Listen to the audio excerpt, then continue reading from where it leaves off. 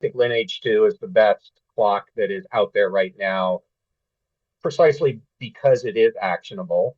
And we usually know what to do to move the biomarkers in the direction that the algorithm predicts reduces mortality. Although I do want to give a little bit of a caution that I think we want to be careful not to overfit these things. And so when the LinAge2 algorithm lines up with what we understand about these biomarkers and how they fit into overall health, I think it absolutely makes sense to focus on those as potential things to change in the direction that should reduce mortality.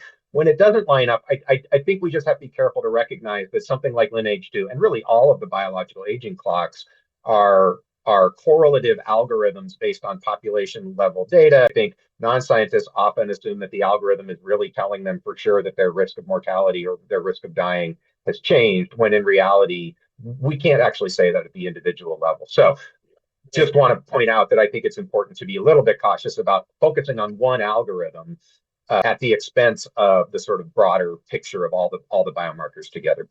This is the fundamental challenge, right? We're doing these longevity clinics and we're doing these kinds of assays and even the interventions, and it's clinical practice and research at the same time, right? Yeah. Very few things are validated. And so, I tell people all the time, look, if you want to just like eat healthy and exercise and try to get some good sleep and wait a few years until we have better evidence, I get it.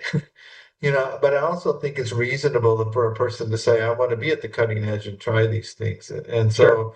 so, I really I think that one of the main things we have to do is empower people to make their own health decisions. But if they're not invested in the decision-making process, they're not going to comply with what they're being told to do anyway. So we need to empower people to understand their health and do something about it.